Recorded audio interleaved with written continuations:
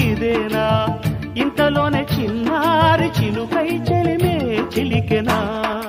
అల్లరులన్నీ పిల్లన గ్రోవికి స్వరములిచ్చేనా కళ్ళెర చేసి కిన్నెర సానికి సరళి నచ్చేనా మెత్తదనం మెచ్చుకుని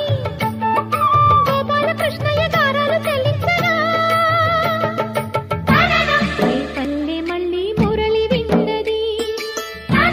ఆ పల్లె కళ్ళే పలుకుతున్నది మొగలి పువ్వు మహారాజుకి మొదటి కానుక మూగ మనసు వింటున్నది మురడి గీతిగా